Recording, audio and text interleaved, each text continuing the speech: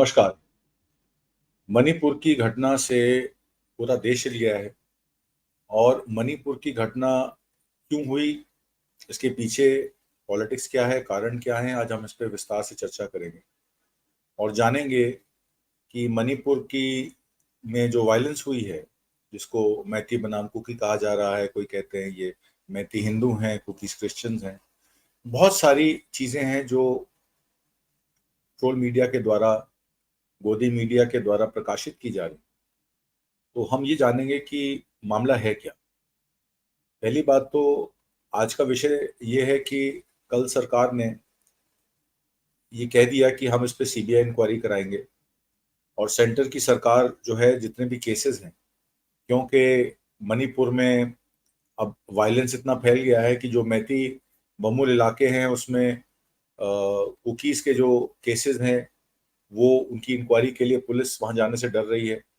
और जहां पहाड़ों का इलाका है वहाँ मेटीज के जो वैली के केसेस हैं उनको तफ्तीश करने के लिए एडमिनिस्ट्रेशन और इवन सीआरपीएफ नहीं पहुंच पा रही। और कई जगह तो जो प्रेस के, सिविल सोसाइटी के लोग वहां गए हिल एरियाज में, वहां उनको ये समझ में आया कि जगह जगह जो नाके पोस्ट हैं वो कुकी और जुमा ट्राइब के जो महिलाएं हैं या बड़े बुजुर्ग हैं उसको वो मैन कर रहे हैं, वो सब कुछ चेक कर रहे हैं और पूरी तफ्तीश करने के बाद ही वो उनको आगे बढ़ने दे रहे हैं, क्योंकि अफरा तफरी के माहौल के अलावा एक अविश्वास स्टेट में फैल गया है। और ये अविश्वास का कारण कहा जाता है कि काफी समय से ये जो हिल ट्राइब काउंसिल है, इसके प्रावधान में मणिपुर के हिल एरियाज को आना था और उसके अंतर्गत सारी योजनाएं, जितने भी गांव थे वहां के और जितनी भी वहां की संपदा है, जो वहां खेती बाड़ी है, खेती और मजदूर किसान है वहां पर, वो उस हिल काउंसिल के अंडर उनका डिवीजन होना था। और उनका, क्योंकि ट्राइबल एरियाज है, उनके कस्टम्स अलग हैं, उनका रहन सहन अलग है, तो वो हिल काउंसिल जो है वो एक जुडिशरी की तरह वहाँ काम करेगा और जो भी वहाँ के मसाइल होंगे, जो भी वहाँ के स्थानीय मुद्दे होंगे, उनका वो निवारण करेगा। 44 साल से ये जो हिल काउंसिल बनाया गया उस पे वार्ता चलती रही, पर वो कभी भी इम्प्लीमेंट नहीं हो पाया। अब 1927 का जो Indian foreign act, forest act है, जब ब्रिटिशर्स आए थे इंडिया में, जब उन्होंने एडमिनिस्ट्रेशन ब्यूरोक्रेसी यहाँ पे लागू की, तो गांव देहात जो फॉरेस्ट एरियाज में पड़ते थे, जो ट्राइबल्स, जो वन संरक्षण के अनुसूचित जनजाति जनजातियों के लोग जो गांव में जो जंगलों में रहते, उनको कंट्रोल करने के लिए ये फॉरेस्ट एक्ट बनाया गया। उसमें ये कहा गया कि फॉरेस्ट एक्ट में हम फॉरेस्ट का ख्याल रखेंगे। हालांकि वहाँ की संपदा को भी लिया गया, वहाँ की लकड़ी भी निकाल निकाल कर लोगों के घर बनाए गए। तो डिफॉरेस्टेशन तो बहुत हुआ, पर कहा गया कि एफॉरेस्टेशन जो उसके एवज में और फॉरेस्ट कवर लगाया जाना था, तो वो नहीं लग पाया। ये 1927 का फॉरेस्ट एक्ट है। और उसके बाद 1960 में उसमें कुछ अमेंडमेंट्स लाई गई और अमेंडमेंट्स के तहत ट्राइबल्स को और वन अधिकार का जो मामला था, वो गांव में और वनों में रहने वाले जो ट्राइबल हैं, जो आदिवासी हैं, समुदाय के लोग हैं, जो जल का संरक्षण भी करते हैं और उससे अपना जीवन यापन भी करते हैं और वहां की प्राकृतिक खेती से अपना लालन पोषण करते हैं। तो ये सब सिस्टम चला आ रहा था। और फरवरी में, इस साल की फरवरी में 38 गांव में एक एविक्शन ड्राइव शुरू। और उस एविक्शन ड्राइव में ये कहा गया कि जो इंक्रोचर्स हैं, जो इस 38 गांव में बसे हुए हैं, उनमें ज्यादातर कुकी और जुमा समुदाय के लोग थे, उनको एविक्ट किया जाएगा, क्योंकि ये सरकारी जमीन। ऐसा कुछ मामला मध्य प्रदेश, उड़ीसा, आंध्र प्रदेश, तेलंगाना में भी हुआ। अब ये जमीनें क्योंकि 1960 के एक्ट में ट्राइबल्स को उनके सेटलमेंट एग्रीमेंट के द्वारा दी गई, तो ये उम्मीद नहीं थी वहां के रहने वाले लोगों को कि ये मामला जो है वो इंक्रोचमेंट का आ जाएगा और वहां का एडमिनिस्ट्रेशन जो है वो चाहेगा कि ये जमीनें जो हैं सरकार के पास वापस आ जाए। अब इसके पीछे कई प्रमुख कारण हो सकते हैं। एक तो प्रमुख कारण ये हो सकता है कि वहाँ की जो स्टेट की सरकार है, केंद्र की सरकार के साथ मिलकर पहाड़ों पर अपना वर्चस्व स्थापित करना चाहती है, अपना कंट्रोल करना चाहती है। और कोई उनका डेवलपमेंट मॉडल है, या फिर डिफेंस क्षेत्र में लेकर वहां की, क्योंकि वो म्यांमार का बॉर्डर लगता है, आपको ज्ञात होगा कि 1643 किलोमीटर का म्यांमार का बॉर्डर है, जिसमें 398 किलोमीटर मणिपुर में लगता है और 510 किलोमीटर मिजोरम में लगता है। तो काफी लंबा बॉर्डर है। तो उसकी सुरक्षा के लिए आर्मी के बंकर्स, उनके व्हीकल्स जाने के लिए, हो सकता है इंफ्रास्ट्रक्चर के लिए वो चाहते हो कि उनकी इंक्रोचमेंट हटे, ताकि वो सड़कों को चौड़ा करके वहां पे आर्मी का बेस जो है वो मजबूत किया जा सके। इसी के मुतालिक एक इंडियन फॉरेस्ट एक्ट का, कंजर्वेशन एक्ट 1980 में कुछ अमेंडमेंट्स किए गए, जो कल लोकसभा में पेश किए गए, अभी राज्यसभा में जाने बाकी हैं। उसमें यह कहा गया कि 1980 का जो फॉरेस्ट कंजर्वेशन एक्ट है उसको चेंज करके संरक्षण एवं संवर्धन अधिनियम बनाया जाएगा। उसका हिंदी रूपांतरण हो गया है रिहैबिलिटेशन, और उसका संरक्षण किया जाए। और उसके अंतर्गत ये कहा गया कि 10 हेक्टेयर तक की जमीन, 2.5 एकड़ एक हेक्टेयर होता है, 10 एकड़, 10 हेक्टेयर मतलब 25 एकड़, 25 एकड़ तक की जमीन जो है वो सरकार अपने इंफ्रास्ट्रक्चर, सड़क, ब्रिजेस या आर्मी के आने जाने के रास्ते के लिए फॉरेस्ट का यूज कर सकती है। उसमें कोई उसको अप्रूवल लेने की जरूरत नहीं है, कोई अधिनियम में चेंजेस लाने की जरूरत नहीं है। ये एक अमेंडमेंट उन्होंने दाखिल कर दी।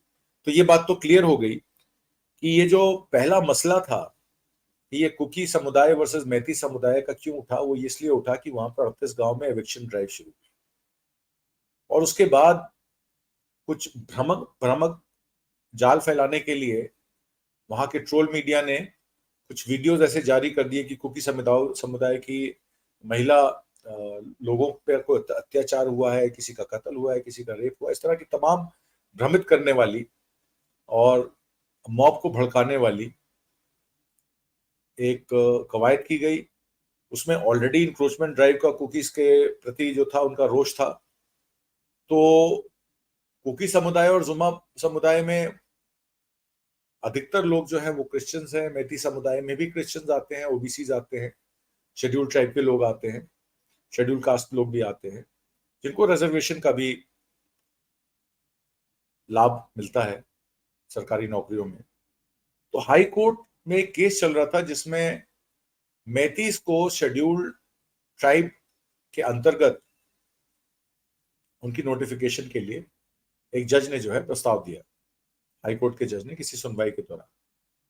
अब चूंकि मैतीज अपने कल्चरल एक्टिविटी के द्वारा जाने जाते हैं, स्पोर्ट्स में मणिपुर की लड़कियां बॉक्सिंग में भी हैं, और उनकी एक अपनी सेल्फ रिस्पेक्ट है या आत्मसम्मान है, कहीं ना कहीं उस सम्मान को उनके ठेस लगी। उन्होंने कहा भाई ये शेड्यूल ट्राइब में सब क्यों शामिल किए जा रहे हैं, जो ओबीसी समाज के लोग हैं वो नहीं जाना चाहते शेड्यूल ट्राइब में, जो एससी से जुड़े हुए लोग हैं जिनके पास लाभ मिलता है, जिनको नौकरियों में या आरक्षण में। तो हर किस्म के लोग अगर एक ट्राइब में हो और उसको पूरी ट्राइब को आप कह दें कि शेड्यूल ट्राइब बना दी जाए, तो वहां भी एक रोष मेटीज में हो गया। और उसके बाद जो इम्पीडिंग वायलेंस हुई उसमें कई तरह से 6 से 7 चर्चें जो हैं कुकी ट्राइब्स की तोड़ी गई।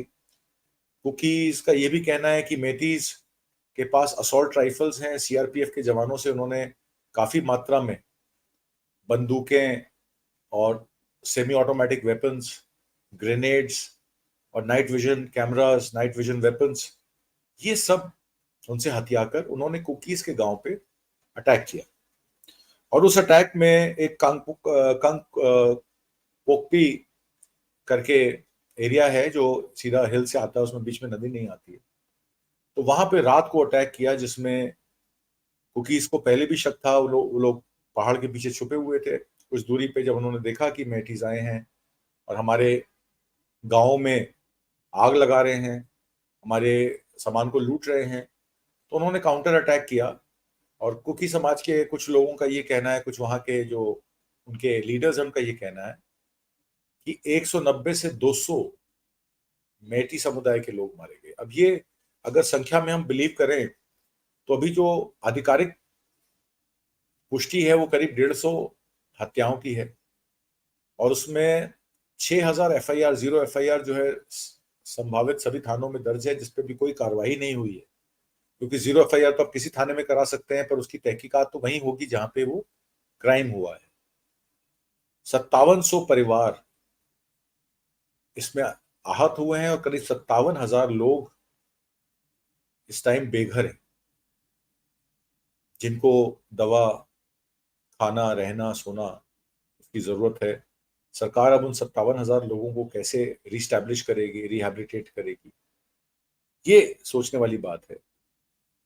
और जबकि सरकार पे अविश्वास प्रस्ताव की धुरी है मणिपुर वायलेंस को लेकर, और सरकार बजाय ऑल पार्टी डेलीगेशन लेके जाने को, अपोजिशन से वार्ता करने को, ये सब काम उनको करने चाहिए, वो अविश्वास प्रस्ताव को लेकर अब उसमें पॉलिटिक्स शुरू हो गई है।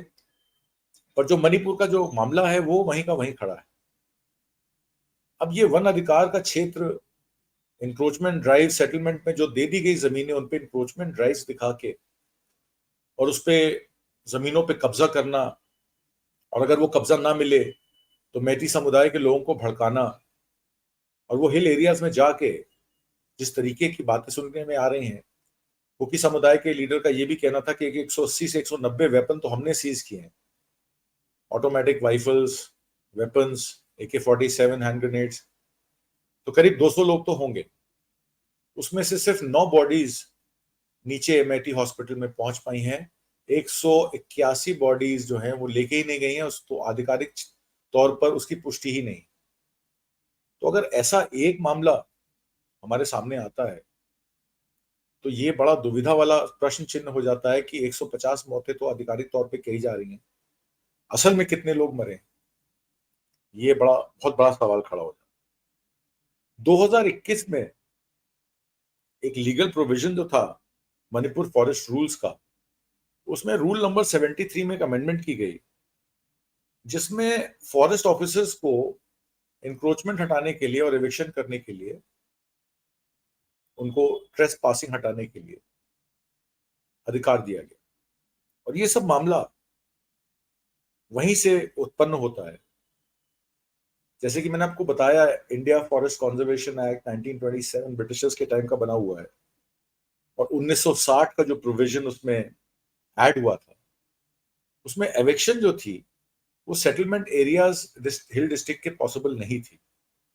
विदाउट नोटिस, अप्रोप्रिएट नोटिस भेजिए, उनकी लिविंग कंडीशंस और उनके ऑल्टरनेट उनकी रिहैबिलिटेशन कीजिए, जब तक ये सब चीजें ना हो जाएं, अधिकार नहीं था किसी भी फॉरेस्ट ऑफिसर को जमीन हथियाने का। वो सब अमेंडमेंट्स जो है वो हटा दी गई, और ये कहीं ना कहीं एक इनसिक्योरिटी समुदाय में आई। और जब फॉरेस्ट ऑफिसर्स के हाथ से बात निकल गई तो मेथीज ने उसको अपने हाथ में ले लिया, और ये एक लड़ाई में तब्दील हो गया। एक समुदाय के लोग दूसरे समुदाय के लोगों को, एक भीड़ तंत्र, एक समुदाय का भीड़ तंत्र दूसरे समुदाय को कत्ल कर रहा है। इसमें महिलाएं और बच्चे और बुजुर्ग सबसे ज्यादा अफेक्टेड है। वहां पे प्राकृतिक उपज से अपना लालन पोषण करने वाले वहां के अनुसूचित जनजाति के लोग, वहां के आदिवासी, वहां के मजदूर किसान किस दौर से गुजरे होंगे और गुजर रहे होंगे। आज 100 दिन हो गए और इस बात पे सरकार बिल्कुल सीरियस नहीं है। और इसमें जो होम मिनिस्टर अमित शाह हैं, वो 29 मई को गए। हालांकि ये दिक्कत जो है 3 और 5 मई के आसपास शुरू हो गई। 3 मई से, अप्रैल के एंड से ये सिमर होना शुरू हो गया था जब एविक्शन ड्राइव के नोटिस गए। तो 3 मई और 5 मई के बीच में ये अधिसूचना आ गई थी कि वहां कुछ गड़बड़ चल रही है और वहां के जो समुदाय के लोग हैं वो खुश नहीं। तब भी इतने संवेदनशील मामले को होने के बावजूद करीब 25 दिन तक होम मिनिस्टर ने कुछ नहीं किया। और जब वो वहां गए 29 मई को, तो 2-3 जून तक वो रहे।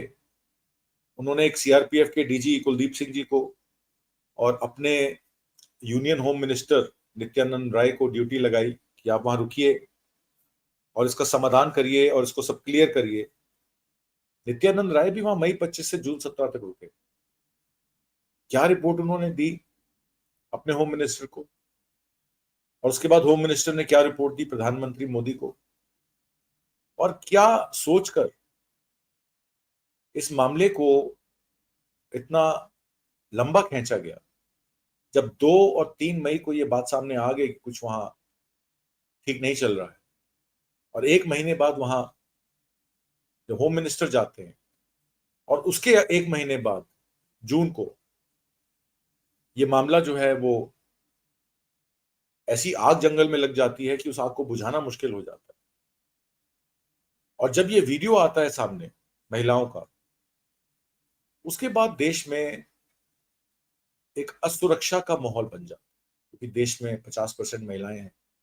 और ये मामला कोई क्रिश्चियन हिंदू का, या ट्राइबल्स नॉन ट्राइबल्स का, या छोटे किसान मझले किसान का नहीं है। ये मामला एक जेंडर का है, कि जब भी कोई एक्ट ऑफ वॉर होती है, एक्ट ऑफ ऑपरेशन होता है, या एक मेजॉरिटी समुदाय का आदमी या मेजॉरिटी समुदाय के लोग माइनॉरिटी समुदाय के लोग को अटैक करते हैं, जैसे कि आपने 1984 में देखा, मुंबई राइट्स में देखा, इंडिया पाकिस्तान 1947 में देखा, तो उसमें महिलाएं और बच्चे सबसे ज्यादा इफेक्टेड होते हैं। वही हुआ, महिलाओं के साथ यौन शोषण हुआ, अत्याचार हुआ। और कहीं ना कहीं ये बात निकल कर कही, सरकार जो है महिलाओं को लेकर संवेदनशील नहीं। कई सत्ता पार्टी में बैठे मिनिस्टर मेंबर पार्लियामेंट पे यौन शोषण का आरोप लगा, पर वो अपने पद पर कार्यरत है। ब्रिजभूषण शरण सिंह लोग जो हैं, जैसे लोग इस्तीफा भी नहीं देते हैं। नहीं तो बेसिक मॉरल राइट बनता है कि आप इस्तीफा दे दीजिए, और उसके बाद जब तक तहकीकात कंप्लीट ना हो जाए, जब तक इंक्वायरी खत्म ना हो जाए, जब तक केस खत्म ना हो जाए, आप बाहर रहिए। उन्होंने ऐसा नहीं किया। अजय मिश्रा कैनी को देख लीजिए। जिस दिन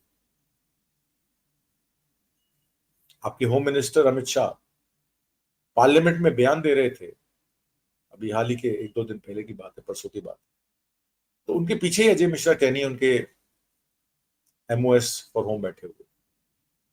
तो ये सब देख के दिल व्यथित होता है, दिल दुखी होता है कि ऐसा क्यों होता है। क्या ये सरकार कुछ चुनिंदा कॉर्पोरेट्स के लिए काम कर रही है?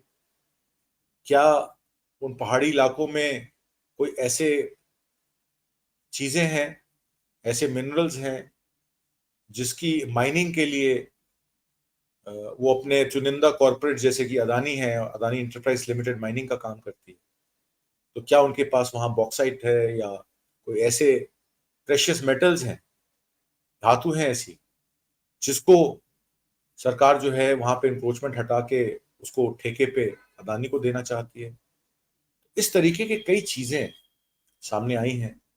और जिस तरीके से वहां पे जो सिविल सोसाइटी के लोग जा रहे हैं, और जिस तरीके की इंफॉर्मेशन वहां से निकल कर आ रही है, ऐसा लगता है कि ये सरकार कुछ ना कुछ छुपा रही। फैक्ट्स लोगों के सामने नहीं आ रहे। वहां पे ब्लैकआउट है, इंटरनेट आपको पता है वहां बंद है, लोग बाहर निकलकर वहां से इंफॉर्मेशन देते हैं, मीडिया का टोटल बैन है वहां पे जाना। और जो मीडिया वहां जा रही है वो बड़ी सेलेक्टिव इंफॉर्मेशन वहां के कार्यरत जो ऑफिसर्स हैं या सीएम आवास के साथ के लोग हैं उन्हीं से देके आ रही। तो ये एक बड़ा मामला खड़ा हो जाता है। Crime against women, crime against children, crime against elders, ये सब मामले में इस सरकार जो है वो कहीं ना कहीं दोषी पाई जा रही है, और सरकार इसमें कुछ करती हुई नजर नहीं आ रही। तो ये बड़ा एक मुद्दा है। जैसे कि मैंने आपको बताया कि 3 महीने तक उस हिंसा को रोका नहीं गया। हमारे पास तमाम साधन है, आर्मी है, सीआरपीएफ है, बीएसएफ है, और इंटेलिजेंस है। जी डोवल साहब कहाँ हैं? उनकी इंटेलिजेंस कैसे फेल हो गई? रॉ की इंटेलिजेंस कैसे फेल हो गई? किस तरीके से एक संवेदनशील म्यांमार बॉर्डर के ऊपर चाइना का, आपको पता है कि किस तरीके से उन्होंने अतिक्रमण करके हमारा 1000 किलोमीटर की जमीन ले ली है, और अरुणाचल में तो कई गांव अपने नाम से बना दिए हैं, और कई स्ट्रेटेजिक पॉइंट्स पे हम लोग को पीछे हटना पड़ा है। तो इस तरीके की बॉर्डर पे मणिपुर में इस तरीके की वायलेंस परपेट्रेट होना और उसको बढ़ावा देना, ये कहाँ तक सच है?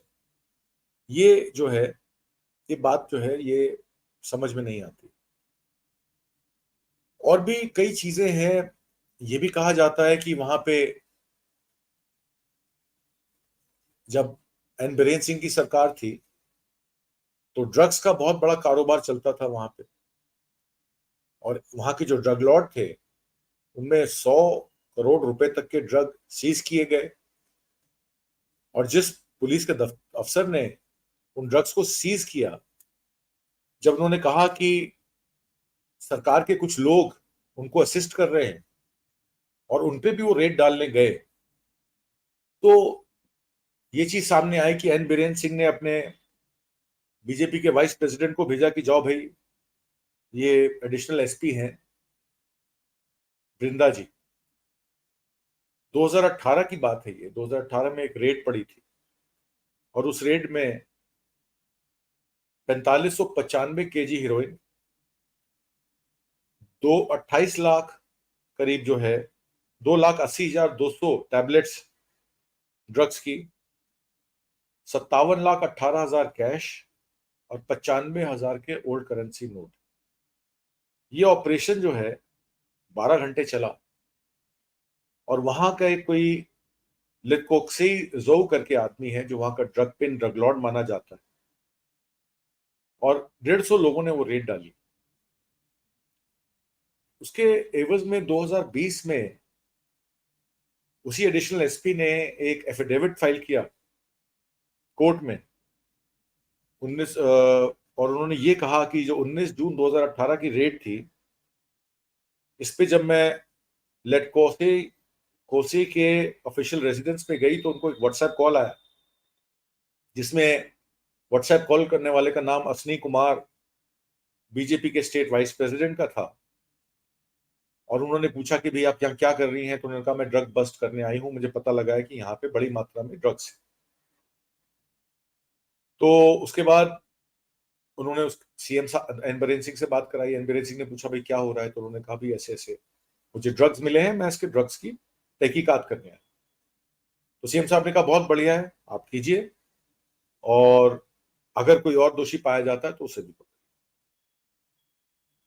तो फिर वो एक एडीसी के दफ्तर में गई, उनको वहां से पता लगा जहां रेड पहले डाली थी उन्होंने, कि एडीसी के दफ्तर में भी और ड्रग्स पड़े। तो वो एडीसी क्योंकि एक सरकारी पोस्ट है, तो ये वहां पे 20 तारीख को, जब 19 तारीख को उन्होंने रेड डाली ड्रग लॉर्ड के यहाँ, उसके बाद 20 तारीख को वो सुबह 7 बजे उन्होंने वहां रेड, मतलब 18 तारीख को वहां रेड डाल दी। और 20 तारीख को सुबह 7 बजे असनी कुमार उनके घर आते हैं उनके पति के साथ, 7 बजे सुबह, और उनको कहते हैं कि ये आपने ठीक नहीं किया। एन बीरेन सिंह की जो वाइफ है, उनके वो राइट हैंड थे एडीसी, और इसमें आपने जो किया वो गलत किया। तो उन्होंने ये कहा कि आप उस एडीसी को छोड़ दीजिए, बदले में मेरी वाइफ या मेरे बेटे को गिरफ्तार कर लीजिए, वो मुझे मंजूर है, मेरे एडीसी को छोड़ दीजिए। मतलब उन पर प्रेशर डाला गया। फिर उन्होंने कहा कि वो फिर सीएम साहब और उनकी वाइफ ऑलिस बहुत नाराज थे मुझसे, मुझ पर तमाम तरह के प्रेशर डाले गए कि वो एडीसी जो चेयरमैन है उनको छोड़ दिया जाए। पर क्योंकि 150 लोगों के सामने ये रेड लगातार 2 दिन रही, 18 और 19 जून 2018 में, तो मैं क्या जवाब देती किसी को? तो मैंने वो गलत समझा और मैं एफिडेविट कोर्ट में फाइल कर रही हूँ कि मुझे मेरे काम करने से रोका जा रहा है। और नई दिल्ली में भी मैंने अपने सीनियर्स को कहा कि अगर आप कहेंगे तो मैं अपनी नौकरी से रिजाइन भी कर सकती हूँ अगर मुझ पर ज्यादा प्रेशर डाला गया। फिर 2012 की ये स्टेट पुलिस ऑफिसर है वृंदा जी, मणिपुर की, उनको एक स्टेट का पुलिस मेडल भी दिया जाता है गैलेंट्री के लिए, 10 लाख का अवार्ड भी दिया जाता है 100 करोड़ के ड्रग्स पकड़ने के लिए। पर उन्होंने प्रोटेस्ट में वो अवार्ड भी वापस कर दिया। उन्होंने कहा जिस स्टेट का सीएम ही इनका संरक्षण कर रहा हो, तो ऐसे अवार्ड का मैं क्या करूंगी, ऐसे पैसे का मैं क्या करूंगी, मैं ये वापस करना चाहती हूँ। तो कहने का मतलब है कि जब एक स्टेट में एक सीएम एक ड्रग्स बेचने वाले को बचा रहा हो और वहां की पुलिस इंक्रोचमेंट ड्राइव करके अतिक्रमण कर रही हो, फॉरेस्ट एक्ट में 2021 के अमेंडमेंट्स ला के इंक्रोचर्स को हटाया जा रहा हो, जो कि सेटलमेंट लैंड, और फिर पार्लियामेंट में जब मणिपुर पे ऑपोजिशन पार्टीज ये कहती हैं कि इस पे जो है ज्वाइंट पार्लियामेंट्री कमेटी बने और वहां जाके जेपीसी हो और वहां जाके फैक्ट फाइंडिंग हो, ऑल पार्टी जाने का, उस समय में फिर से एक वन संरक्षण अधिनियम का प्रावधान किया जाता है, अमेंडमेंट्स लाई जाती हैं और 10 हेक्टेयर जमीन तक, 25 एकड़ तक जमीन लेने पे कोई रोक नहीं होगी सरकार को। तो कहीं ना कहीं ये सरकार की जल्दबाजी दिखाता है, सरकार की नाफरमानी नाफरमानी दिखाता है, सरकार की इनसेंसिटिविटी दिखाता है कि लोग मर रहे हैं हजारों की संख्या में, बजाय वहां पे उनको रिहैबिलिटेट करने के सरकार फॉरेस्ट अमेंडमेंट्स बिल पे लगी हुई। और एक ज्वाइंट ऑपोजिशन, अब जो कि 26 पार्टियों ने अपना INDIA बना लिया है, तो उस पर भी आपत्ति है सरकार को।